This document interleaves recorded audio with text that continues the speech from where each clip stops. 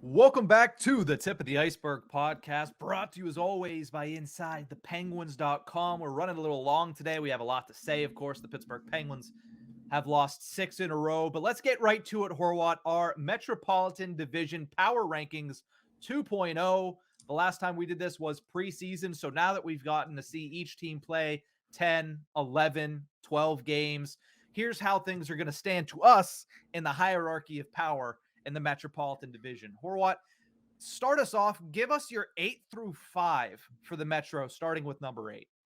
Starting with number 8, they're at the bottom. They're going to stay at the bottom. Good old Columbus. I was high on them early on, but guess what? They don't seem to be able to put anything together. Moving up, sorry. Number 7, Washington.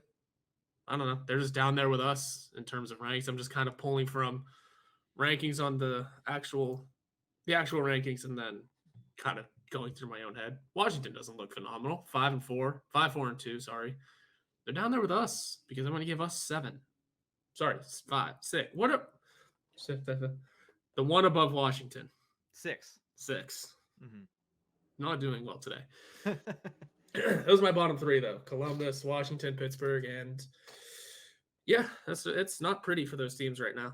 They're all teams that can turn it around, and every team above them are teams that can also turn it around the other direction. So who knows how this unfolds?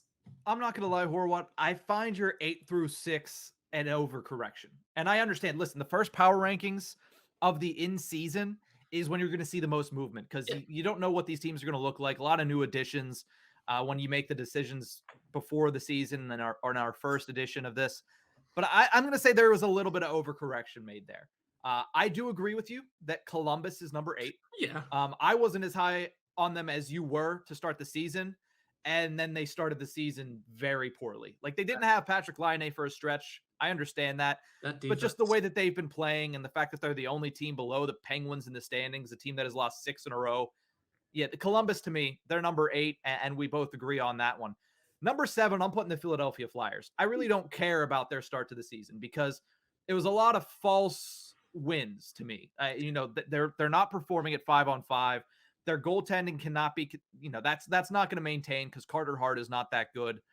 And every single team that John Tortorella joins has a really good stretch to start the season. But when it comes down to it, this team's just not good enough. They're not talented enough to stay up with the rest of the Metropolitan Division. So I have the Flyers at number 7, and then I have the Pittsburgh Penguins at number 6 in the same place that you have them. Not getting a win in 2 weeks will do that.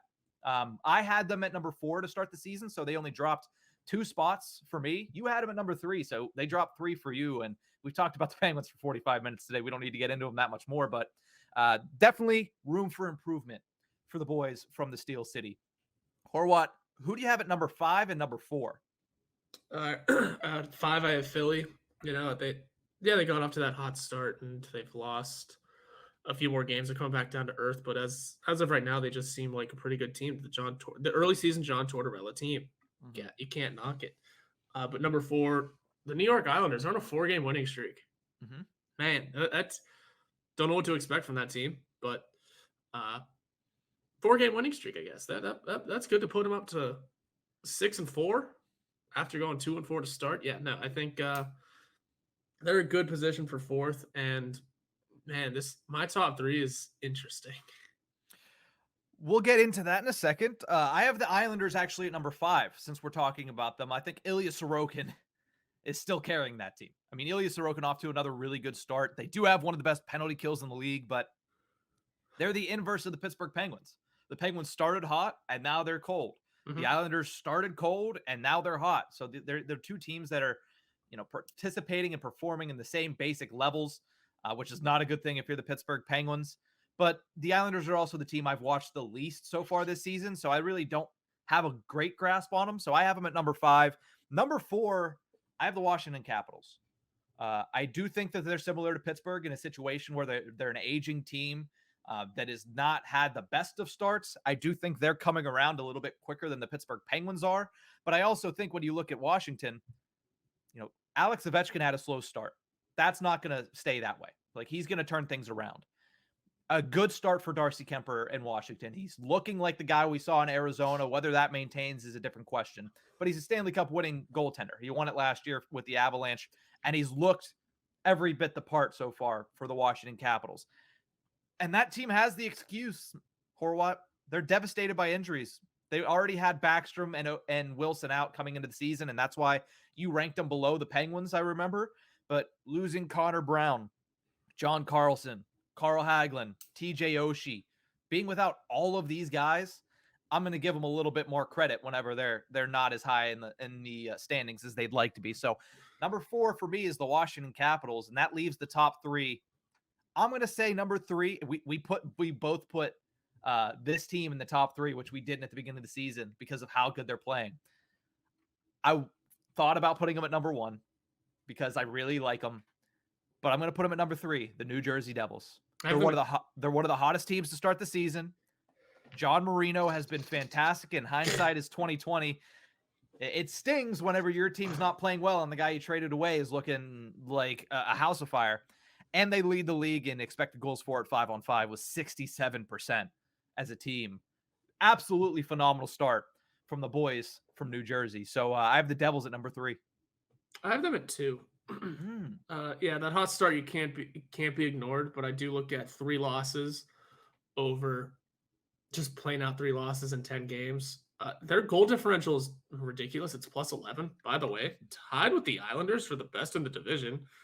Maybe the Islanders should be pushed up a little further. Anyway, it's they do look good, but they're one of those teams that, much like the Flyers, I think the way you looked at them is you got to come back down to earth eventually. That's my number 2 team, though. For my number 3, it's the New York Rangers. They've played 11 games. They may have 14 points, but of my top 3, they played the most games with 6 wins. So, I'm just going to drop them for that because that's just the way I'm looking at it. Sure, they've won 3 in a row, but in 11 games, you have 6 wins. The win percentage of the top 3, they have the lowest win percentage. And I guess that's pretty much how I did the top 3 here. Was the Rangers win percentage at .636, down below the clean 700 of the Devils. Yeah, with the New York Rangers, I actually have them at number 2. So we just flip-flopped our number 2s and number 3s. So I have the Rangers sitting at number 2. They didn't get off to the hottest of starts, similar to a lot of the teams in this division, it seems like. But they're starting to look a little bit better. Their 5-on-5 numbers are already better than they were last season. They have the goaltending. They have, the defense, I think, with Adam Fox and Jacob Trouba, whatever you want to say about him. He's still a really good defenseman. More so, I like Lindgren and Keandre Miller. But no, the Rangers were initially my number 1. I am going to dock them, not because of their performance, but because of the performance of the other team that neither of us have mentioned. Both of us have at number 1, and that's the Carolina Hurricanes. They are quietly just plodding along as one of the best teams in the East in a very difficult Eastern Conference this year. And they're just out there putting up the numbers like it's no big deal and just quietly putting together a nice start to the season. And if you're not making noise and you're still winning games, that's the perfect recipe for the Carolina Hurricanes. Yeah, like I said, 9 games, fewest games played in the division here, with 6 wins. 6-2-1 through 9. That's a 722 points percentage is actually what it's called. Sorry, but they are easily just the number 1 by sheer fact of they have that kind of win percentage with the fewest amount of games played. Like, you give them 2 more games, and I bet they're jumping both the Rangers and the Devils. And for what it's worth, we're saying that these teams don't look that good. I'm plotting Washington down in 7. If Washington wins today and none of the other teams in the division get a win, they're in 2nd. Like, it's still that early in the season, and this division is still that good or bad that everything is still so close. Yeah. So we're giving these rankings, but at the same time, everything can flip literally tomorrow. And there's always the old adage that don't even look at the standings until at least Thanksgiving, maybe Christmas. And especially when the East is going to be as close as it is this year, at least as competitive in each game as it is going to be this year, I would probably say closer to Christmas. Like, when I look at the standings, yes, Philadelphia is a little higher than we all expected. But Philadelphia, if you look a little closer, also doesn't play well at 5-on-5. If you look a little closer, they're getting a little carried by their goaltender. They lost a 1-0 game the other day in overtime to the New York Rangers. Like, that shouldn't be what happens. And then also, it's John Tortorella.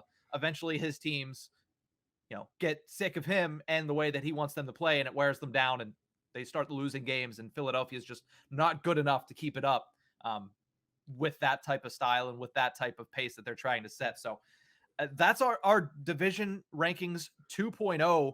I'll run down through mine, then you'll run down through yours, and then we'll say goodbye for the weekend and hope that when we come back, we'll have a win to talk about. But my power rankings 2.0 for the month of November, I have the Hurricanes, Rangers, Devils, Capitals, Islanders, Penguins, Flyers, and Blue Jackets.